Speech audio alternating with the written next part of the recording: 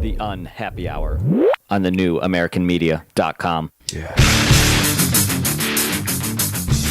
Broadcasting to you live from the Milky Way galaxy, the solar system, planet Earth, North America, the United States of America, California, Los Angeles to be specific. Hello, everybody, and welcome to the Unhappy Hour here on the new AmericanMedia.com. It's been tough lately as a Cleveland sports fan to say that it is still the Unhappy Hour with the Ohio State Buckeyes winning a national title. And what was it, 14 out of 15? What are we now, 14 out of 16? I don't know. The Cavs had a very uninspired, sloppy, lazy, unimpressive. They were already on All-Star break by that point. They were in New York, man. They had checked out. Where is that joke from where it's like, I'm trying to remember if it's like a South Park. Maybe it's South Park.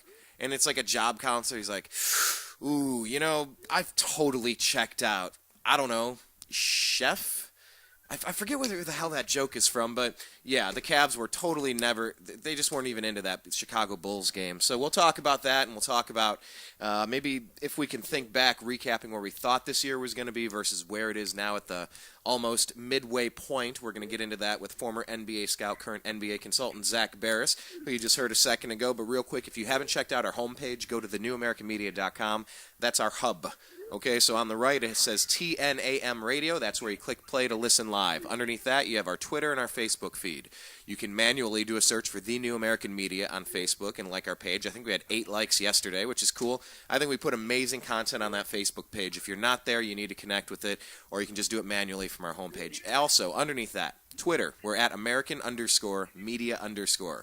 Make sure that you follow us at American_Media_. Finally, check out and subscribe to youtube.com/The New American Media. We just put up some interviews. We did what was it? It was the NAM convention, National Association of Music Merchants. We went and covered a whole bunch of cool new products that are coming out, interviewed Henry Rollins, Kenny Aronoff, one of the best session drummers out there. You've seen him play with everybody. He's met 4 presidents. Just crazy stuff. Check out those interviews, and as well as our conversation with Jim Mars, the guy who wrote the book Crossfire that the JFK movie was based on. We interviewed him at the Conscious Life Expo. We'll be putting up an interview with Adam Kokesh and more. That's all on its way at thenewamericanmedia.com. So, we are back with Zak. Actually, Zak, let me ask you something ridiculous. Since I said back with Zak, I thought of Zak Attack. Did you see the Jimmy Fallon spoof of Saved by the Bell by chance?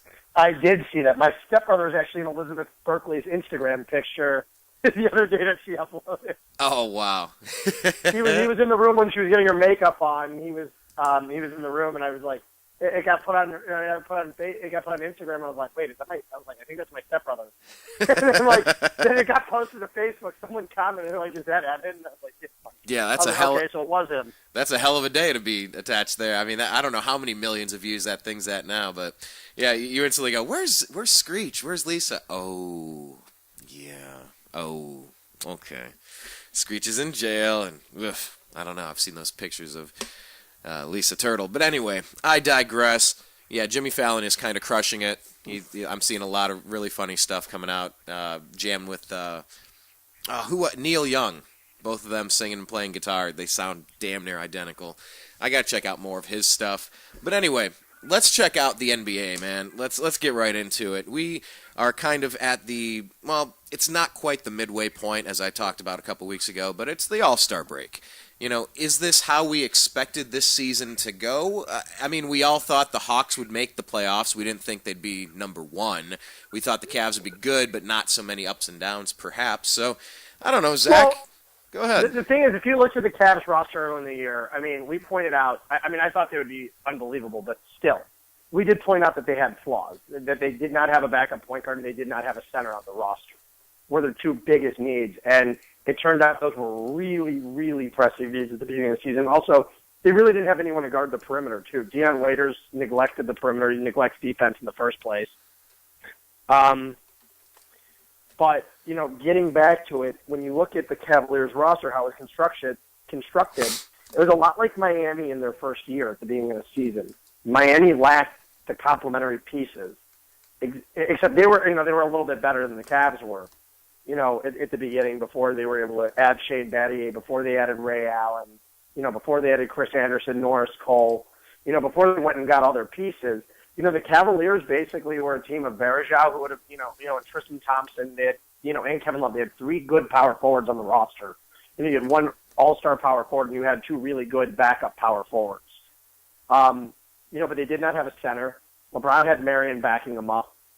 And Dion Waiters, really had Mike Miller and James Jones. It's not, you had 2 3-point specialists at the 2-guard position. And you had Kyrie and Dellavedova. I do like Dellavedova defensively, but offensively, Dellavedova he doesn't move the basketball.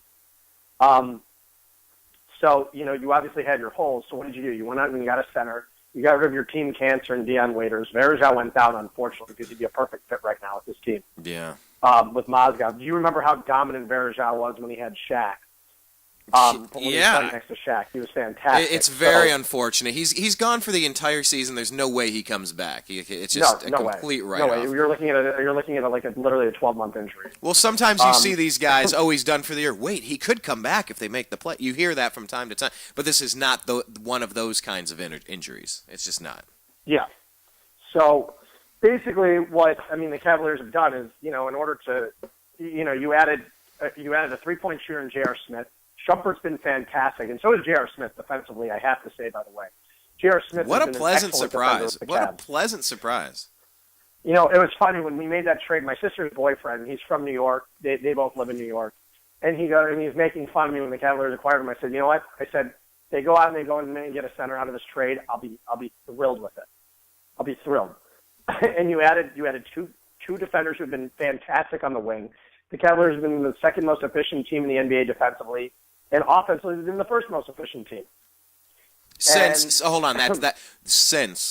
trade. Since the trade. And that tells you something right there. Do they have the pieces to win a championship? Right now, I think they're very, very close. Do I think they necessarily have it? I don't know. It's too hard to say at this point. Let's see what happens in the second half.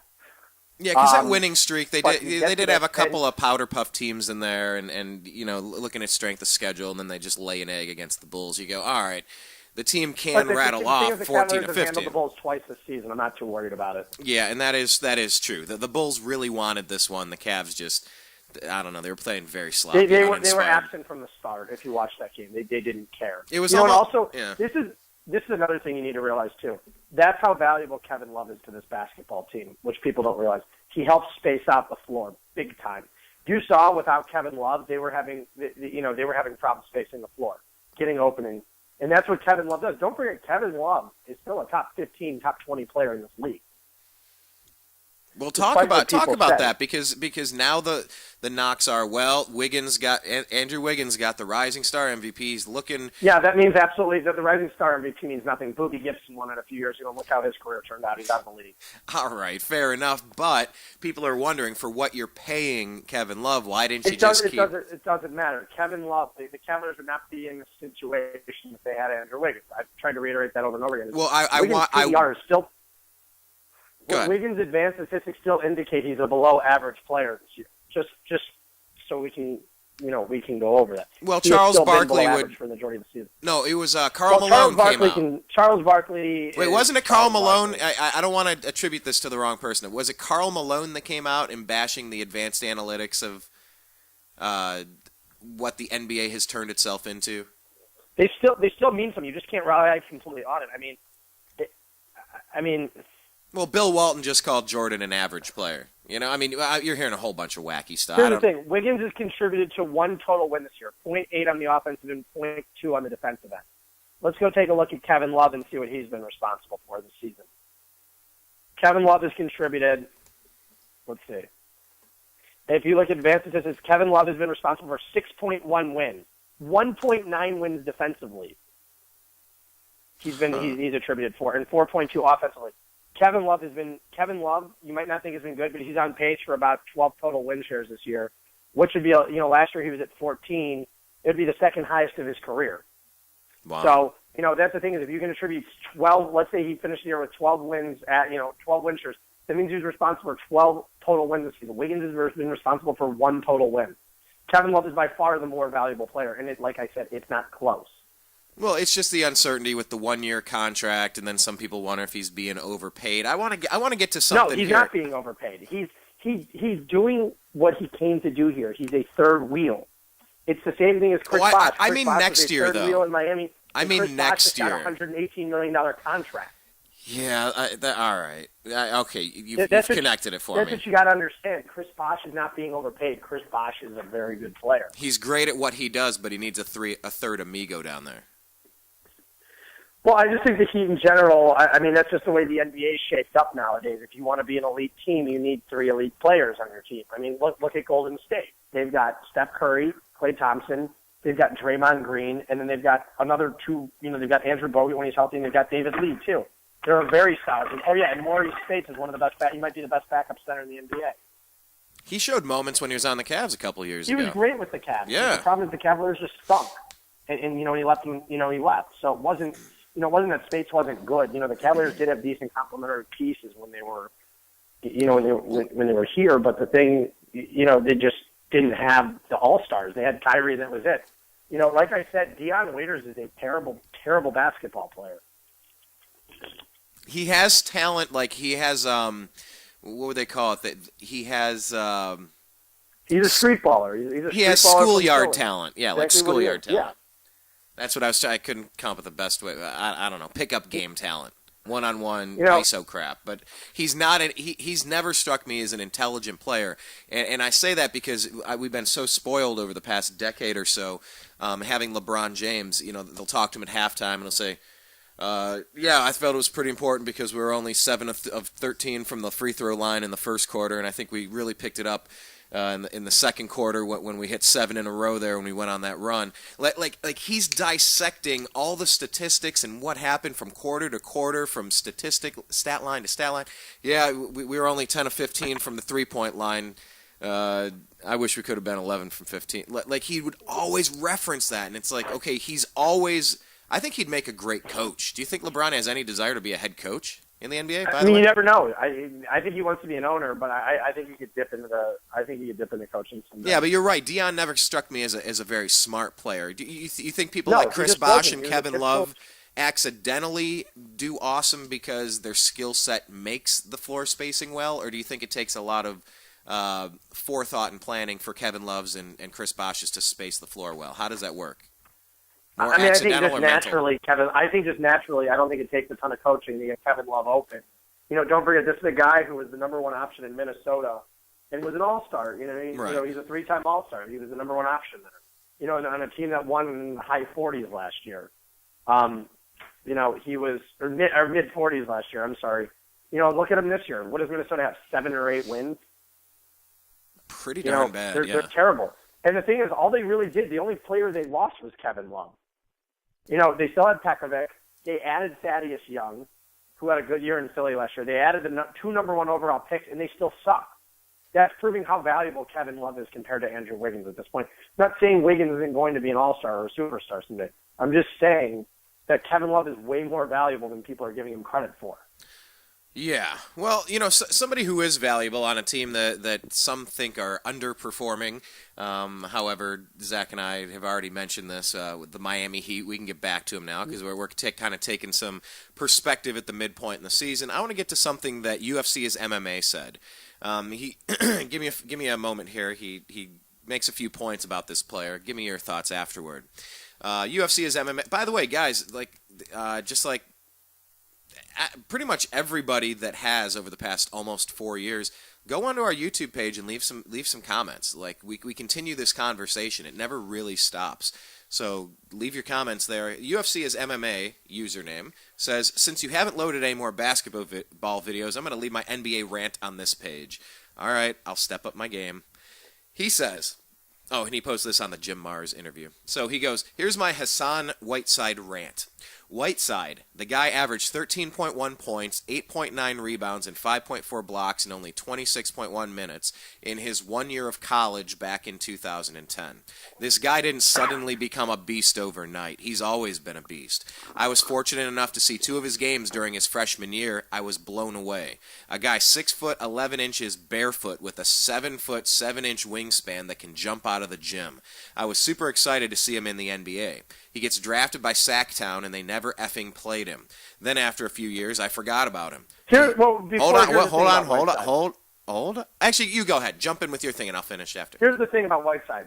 There was a great article that Pat Riley, had spoken on when he worked out Whiteside back then. Hassan Whiteside didn't want to play basketball. His heart wasn't in it. Oh. When he got drafted by Sacramento, he said he did not enjoy the game of basketball. He needed a year off. He did not want to play basketball. He's already said that. He said his heart wasn't in it. He didn't care. He wasn't trying. So there we go with the Hassan Whiteside thing. He just was purposely made no effort, didn't care, didn't want to be around the game. Do you think LeBron James had a little bit of that before he took his 2 weeks off to get his head right? I think he was just overwhelmed with everything that had happened. I think the expectations were high, and they just didn't perform. And suddenly, he took his 2 weeks off. He was fresh, ready to go. He cared, and they had made some nice additions to this ball club. And you're suddenly seeing, okay, we got our center. We can actually win a title this year. I think LeBron was looking at it, going, you know what? Why give it my all? No matter what I do, this team, we cannot win a title. We'll be lucky to get out of the second round of the playoffs. Now you're looking at a team that's going, okay, who can beat us? Yeah, there's only a handful of teams that you should even really be concerned with in a 5 or 7 game series.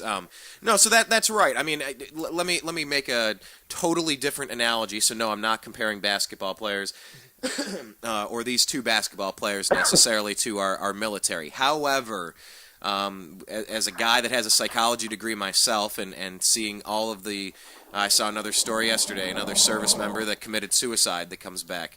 A lot of PTSD, a lot of people are going through troubles. You see a lot of car chases and double, murder-suicide, and people just freaking out. So, something we all need to realize is, from time to time, whether you're just overwhelmed with expectations and you're a nobody player like Hassan Whiteside, or you didn't give a damn, to LeBron James being overwhelmed, perhaps, to somebody coming back and, having serious issues to work out. The point is, we all, from time to time, need to get our minds right, whether that's personally reestablishing your communication with God or your concept of an eternal being or power that exists in the universe if you have that, whether it's just reconnecting with your family or just finding yourself or getting back in shape or going to see a healthcare professional.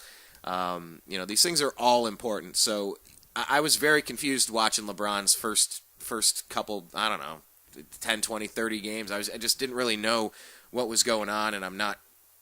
It was strange, but you giving me that background to Hassan Whiteside, that's interesting because I didn't see that article yet, and I'm glad you brought it up. So that's what people need to realize about Hassan Whiteside. The thing is, just being a fan of the game, you don't get to see everything what goes on behind the scenes, and there are guys, when you're sitting there working them out and saying, why did this guy fall to the second round of the draft? Why was this guy undrafted? A lot of them have to do with character concerns, and it's and if a guy's heart isn't in it, at an alarming rate, it happens with these guys where they're just, they feel that they've been worked out their entire careers, and they just don't want any part of it for a while, and that's why it takes some guys so long to have success in the league. And, it happens with a lot of players. You look at a lot of talented guys who just don't make it, and you're like, well, I wonder why he didn't make it. Well, the same could be said with Johnny Manziel. Let's link LeBron back to that one. That was nothing but a fiasco. There's a reason he dropped. Manziel too, and I think Manziel was too concerned with his Johnny football image than he was as a football player. He was way too concerned with his image off the field than he was with it. Because he had to keep up that cool guy look partying for endorsement purposes. He just, the kid literally had a problem. Brian, you've been to my apartment. He lives in the building. You've seen what this building has to offer. It's not the right place for him. No. He needs to be living with his mother in a home in the suburbs, not where you're at. Exactly. No. The opposite of where you are. He should not be living in a downtown lifestyle where he has the ability, where he's surrounded by a bunch of people. And keep J.R. Smith away from that place. Apparently, he hasn't found it yet. I think he lives here. Oh, shit.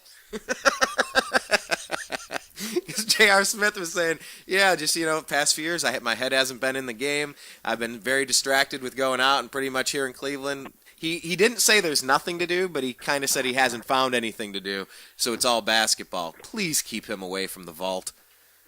That bar There was I hate the Vault. a fight broke out right next to me when I was there. And Johnny Manziel got in a fight in your elevator, or his entourage was involved in an altercation near your elevator, to be very specific. But I digress. Yeah, no, but I mean Johnny Manziel. Prayers to him. I never liked him. He always came off as a douchebag. Everybody says it. I didn't care about him at A&M necessarily, but when you draft him, all right, that's your boy. Hopefully, you just like you root for Josh Gordon and Albert Bell, all that, Manny Ramirez, Man Ram, like any weirdo that comes through your sports sphere, you're gonna root for him. You want him to do well. So I mean, hopefully Johnny can he's taken this time to get his head straight. People said he fell to 22 because he had a drinking problem and he wasn't focused. Well, guess what? That panned out. So, we didn't get much out of him last year. Will he come back very strong next year? I just don't think the talents are truthful after watching. And that's possible too. But I'll tell you what, the talent will never give itself a chance to shine when the talent has no idea the intricacies of calling the plays and making the audibles and where all of your position players are supposed to be and what you expect the defense to do. When you're overwhelmed, you can't show a good skill set. Someone like Tom Brady isn't, testing off the charts analytically, but here you go, winning another damn Super Bowl. Go figure. Let me wrap this thing up with UFC as MMA. He finished here. He said, Sacktown never played him, and then he forgot about him. Here we go. Tahiri was recently working out in a effing YMCA before the season. So effing ridiculous. For a guy this talented to not get a chance in the NBA just shows how pedestrian the GMs and their scouts are in the league. Seriously, that's the thing. Not true at all. Hold on. He says, seriously, look at all the look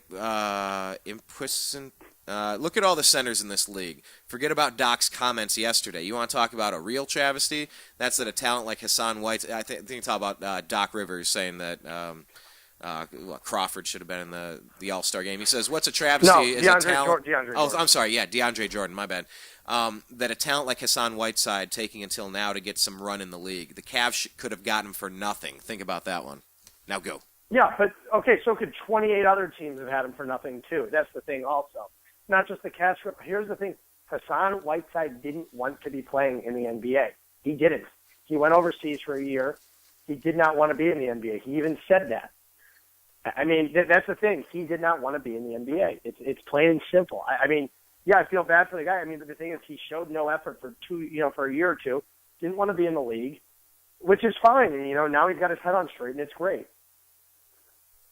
Well, one final point here. I'll skip over this one, talking about Tony Snell defending LeBron as he did, dropping 22 points. Thibs hasn't been playing him enough this year. There's no reason Snell shouldn't be the starting small forward for the Bulls. What do you think about that one? He should be the starting small forward for the Bulls, but his level of inconsistency, though, is off the charts. He's not consistent. He has a night like he did the other night against the Cavs, and then he goes and has nights where he can't do anything. Don't forget, LeBron blew him off the ball earlier this year. Blew him off the ball. And what do you normally blame for inconsistency? Is it lack of focus, lack of preparation? Brian, we've all had it before. Sometimes we have the greatest night of our. I mean, like I said, I used to play in a couple different dodgeball leagues in the Hollywood Dodgeball League. In Hollywood, Frogtown, I used to play all over in LA. And there were nights where I'd have the most unbelievable night I've ever had in my life. And I'm like, wow, I don't know why, but I can't repeat this effort every night. I guess just sometimes the intensity wasn't there.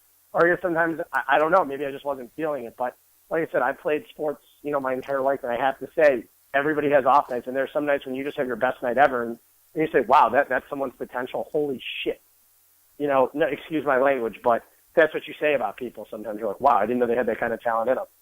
Yeah, and it's that consistency level. How many years in the league? LeBron, it's like you almost know you're getting 6.5 and 7 and 26 to 29. Like you're just, when you're that consistent across the board, that really does speak to a very high level of stuff. The final point that I'll bring up here, UFC is MMA again. He said the Bulls playing the Cavs tonight. This was obviously a day or two ago. He says he was all pumped up, then Butler gets hurt the other day, and he hears he's going to miss significant time. That figures. Every time we play the Cavs, as a Bulls fan is what he's saying, every time we play the Cavs, we got significant guys missing. Just once, I want to see both teams at full strength play a game.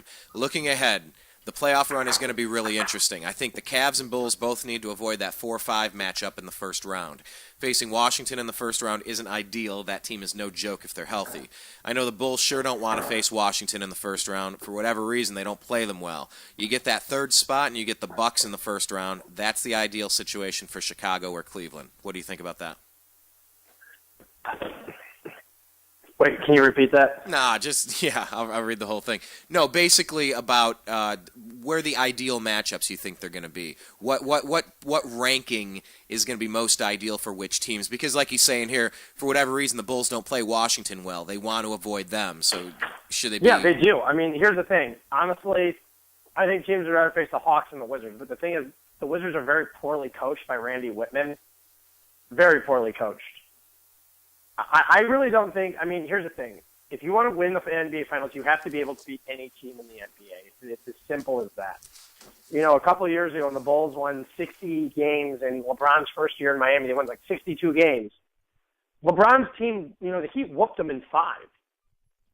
They whooped them in 5 games. You know, nobody wanted to face the Bulls in the playoffs, and they just took out the Bulls immediately. It wasn't even a joke. I mean, it was a joke. So – honestly, I don't think the Cavaliers are scared, and I think the Bulls would be more scared due to matchup problems. But like I said earlier, when you've got LeBron, you shouldn't be worried. Yeah, it just seems like a totally different team. This I don't know if you split up the NBA season into 4 quarters. Jimmy Butler out, the Cavs having Kevin Love out. You know, they both create problems. You know, and very true. And that's the biggest thing.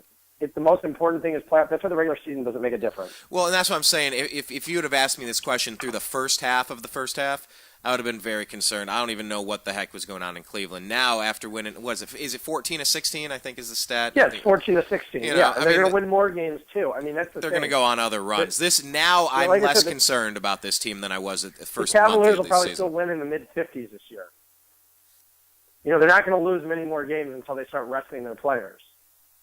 Yeah, and I'm much more confident with him there. So let's do this at the midway point, Zach. By the way, if you're not following Zach on Twitter, you need to do so. If you're asking what Twitter is, come on, man. Come on, just sign up for Twitter and follow Zach. He's at Zak Baris. That's Zbaris. At the beginning of the season, Zach, you kind of mentioned surprise teams, maybe the Suns, maybe the Pelicans. What did we miss, and what are you right on? Well, I mean, the Hawks, I had the Hawks as a 4 seed, so I'm not going to sit there and say I didn't hit the Hawks. I mean, I got the Hawks as being as a very good team in the East. I did not have, I was like one of the very few people that even had them in my playoffs. I think this is where we look at it now. I think the Pelicans, Anthony Davis looks great, and the Pelicans are right in the playoff chase. They're sitting in the 9 or the 10 spot. I mean, they're like a game or 2 out of the playoffs. The Suns, and I think the Cavs. By the way, for perspective, before you get to the Suns, I still think if the Cavs went over to the West, we'd be the 7 seed or the 8 seed. Yeah, they'd be the 7 seed, but it doesn't matter. I mean, also the Cavaliers would be one that would have pulled the trigger much earlier on trades if that was the case.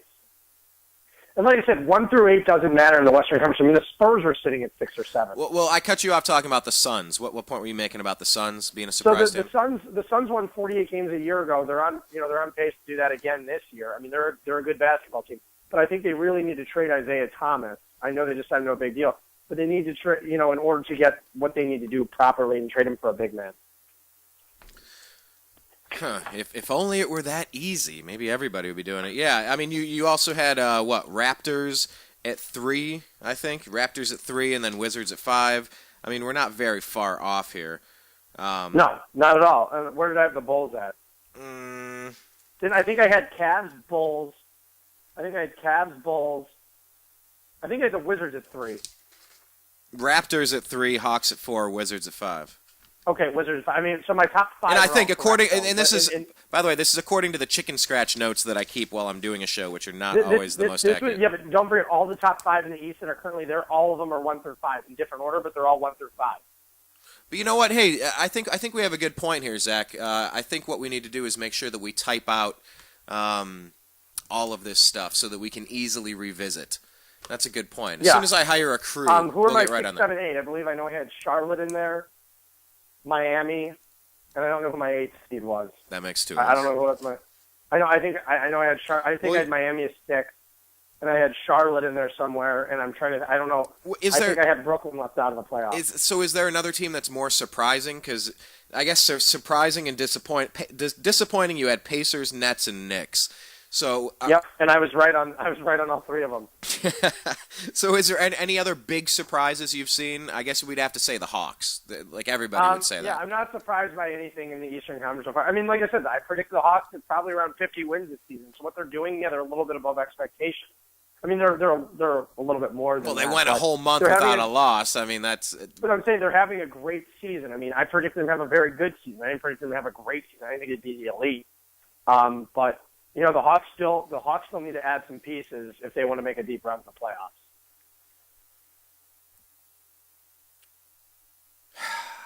Speaking of adding pieces, is Ray Allen coming back to the Cavs? I believe so. Based on what? From what I hear. Okay. Oh, so you are hearing things. We can leave it at that, and we can talk off. I'm like Haley Joel Osment. I hear things in my head.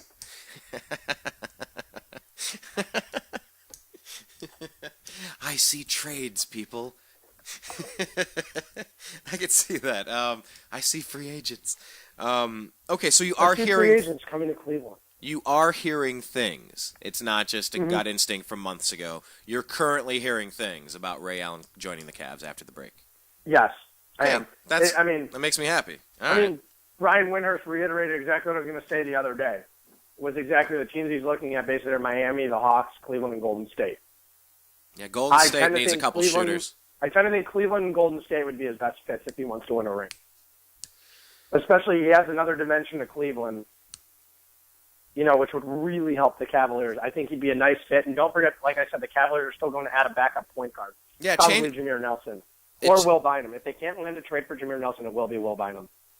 By the way, in Timothy Mozgov, are we? I mean, because he's almost a double machine, and he's putting up some crazy dunks. Watching this guy, that alley-oop the other day was amazing. Which one? Okay, which one? And that's the best part about Timothy Mozgov. We have to say which one. He's an athletic dude. You think tall, white, clunky center. You think Zydrunas Ilgauskas. This guy's got some hops. He's got some movement around the rim, other than, the putbacks and the tip-ins that Z was so famous for. This guy's got some damn moves and a little bit of aggression in him. Did we find a gem in Timothy Mozgov, or do you think most centers would be thriving in this Cavs system? I was predicting that's exactly what he would be doing in Cleveland, so I'm not surprised by it one bit. I'm not the least bit surprised by what he's doing. Of course, his numbers are better here than they are in Denver. He's able to sit under the hoop. He's great defensively. He gets a lot of blocks, a lot of rebounds. He gets some offensive rebounds too. I mean, he's been a very good center in Cleveland. He's exactly what they needed. Don't forget, like I said, if they go and sign Will Bynum and they add Ray Allen, they can always move Brendan Haywood's contract for a backup center. The question is, are there any backup centers worthy right now? Is there anything? But I think the market's kind of bare for what it is. Hey, could have had Hassan Whiteside at the YMCA. Maybe people need to be checking out the Y. They never even worked him out. He was worked out by the Heat. They never even worked him out. So I know. Just kind of throwing that out there because there's always throwing out guys. There is talent. Signed by this team, signed by that team. Oh, and by the way, just throw it out there. ESPN had their preseason rankings up yesterday. The Indians is the number one team in the American League. Wow, they are getting some love. I was reading they might have the best. Number 4 overall, the number one team in the American League. Interesting. The Dodgers, Pirates, I think the Cardinals. Really? And now I was reading, I think it was Sporting News, they were talking about the Indians possibly having the best rotation in the league. They did the second half last year, and that's another thing. I'm psyched for opening day right now. I watch the renovations every day when I'm in town, and I cannot wait. You have to look at it. Carrasco pitches like he did in the second half last year, and Kluber continues his Cy Young Award season, which he had last year. Their pitching staff will just be flat-out dominant with Salazar, Bauer, and T.J. House, who pitched really well down the stretch. They have they've got Gavin Floyd and Zach McAllister, they're 6 and 7 too. They look like they could be really powerful, and you expect a rebound here from Kipnis, and even Michael Bourne, and you're not expecting, and you added Brandon Moss, you're not expecting much from Nick Swisher, obviously. But Carlos Santana started off the year poorly last year. I really expect this team to have a really good year. Their bullpen's excellent. I think they could have a huge year. Man, I'm rooting for that. It was disappointing last season because they were a streaky still won team. 85 games. That's the thing is people are making it out like they were a crappy team. The team still won 85 games. And they had a lot, and they were terrible defensively last year. David Murphy was awful. I apologize for changing the topic, but I just had to get that off. I wanted to say that before we went in a different direction with the show. I had to get there because I didn't know if we were going to get there. No, you know what? Please do. This is called the Unhappy Hour. We talk about everything. It's Indians, Cavs, and Browns centric with the Buckeyes as well. Brian, you need to make me a promise though. If the Cleveland team wins the championship, you're going to have to change the name of the show. Oh, I thought you were going to say I got to be there for the parade because, yeah. Well, you do have to be here for the parade. Well, yeah, of course, and hopefully it's in a couple months. Yep. You know, it will be. There's book your ticket now, Don Euclid.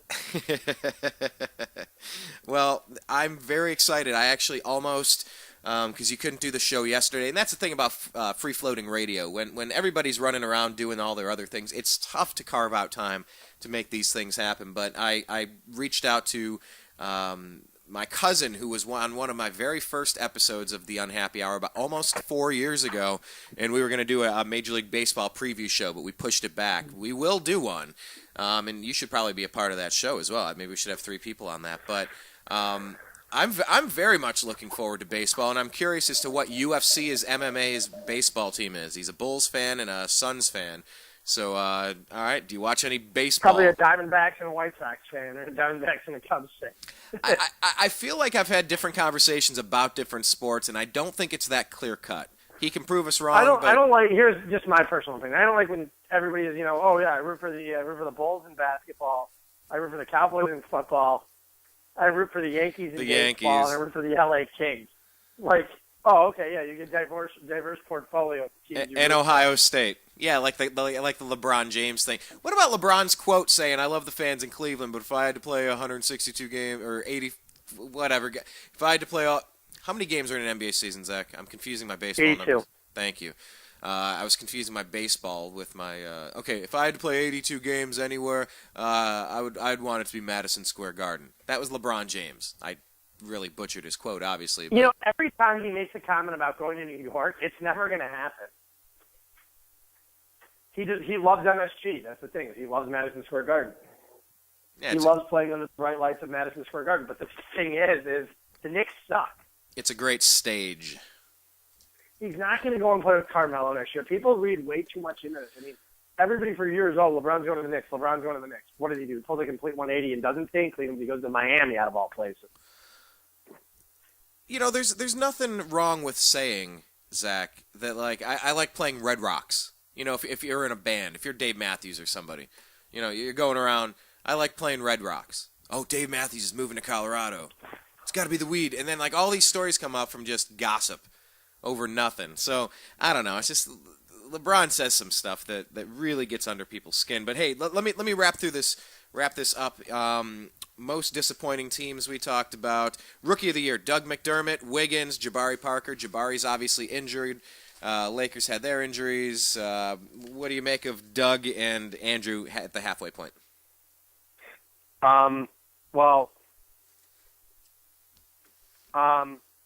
Rookie of the Year. The thing is, right now it's going to Andrew Wiggins.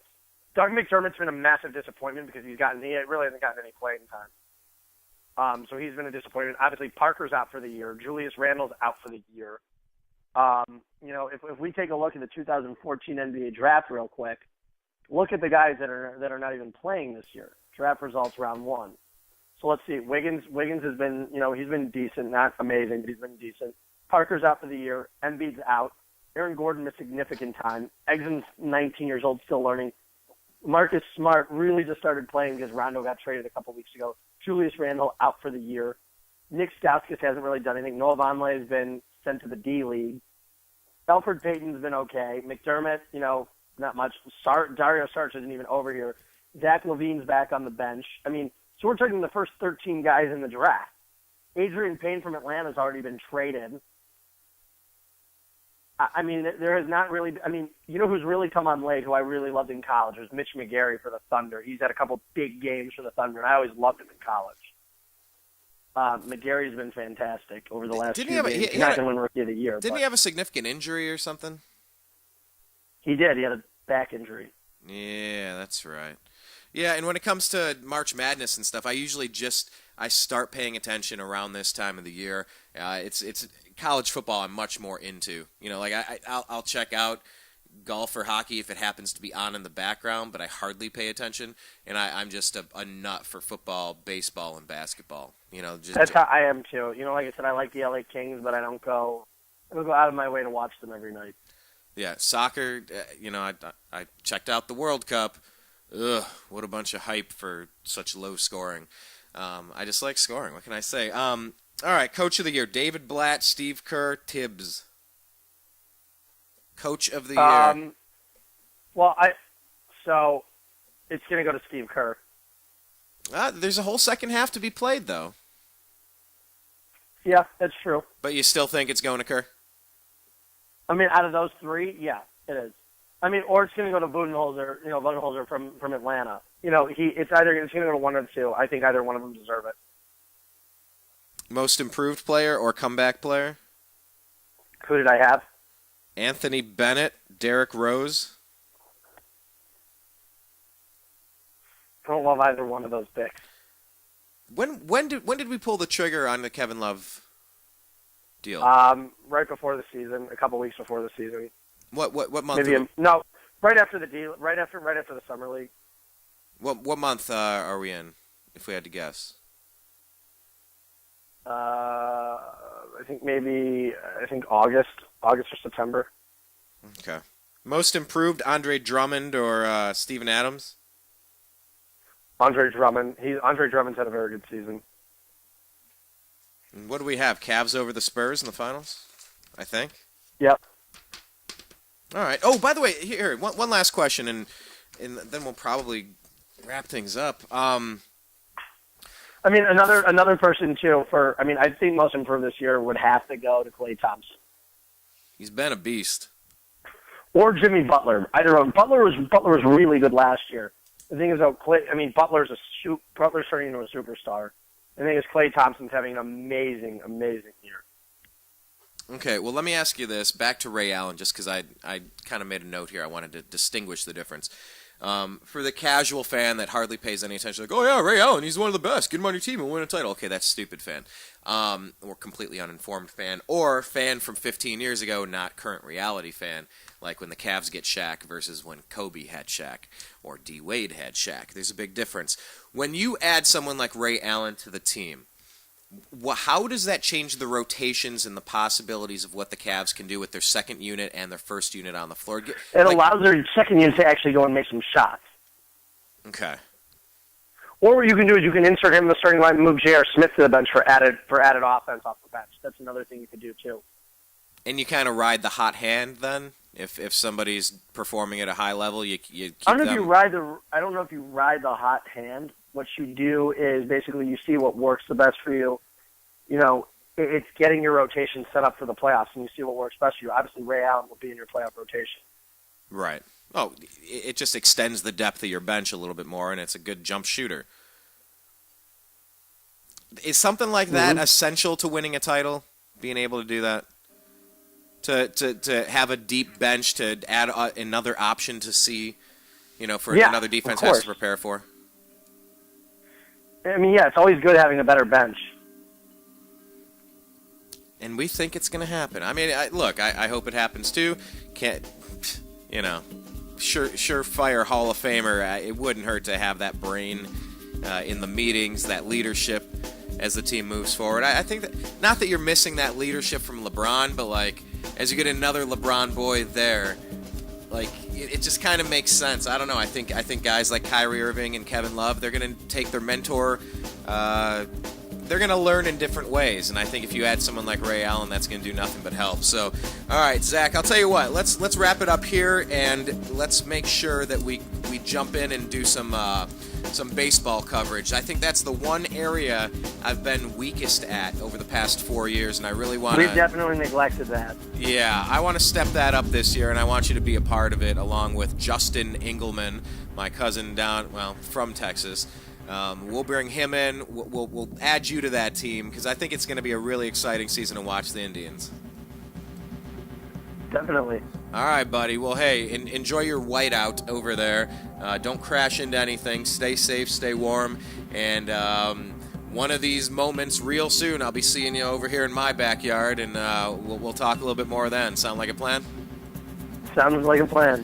All right. Take care, Zach. Thanks for joining us. And once again, if you haven't followed him on Twitter, he's at Z Baris. That's CBARIS. It is going to be a hell of a next couple of months here as the Indians kick off. But, of course, as the Cleveland Cavaliers continue to get their act together and move toward a title. So, once again, if you haven't checked out our homepage, it's thenewamericanmedia.com. On the right-hand side, that's the TNAM radio button. That's where you click to listen to the show live. Underneath that, it's our Twitter and our Facebook feed. You can manually search The New American Media on Facebook and like the page. Follow us at American_media_. That's American_media_, and subscribe to youtube.com/The New American Media. Go Cavs, go Tribe. Hey, go Buckeyes in the March Madness, and we'll be talking with you real soon. I appreciate you all. I love you. And peace.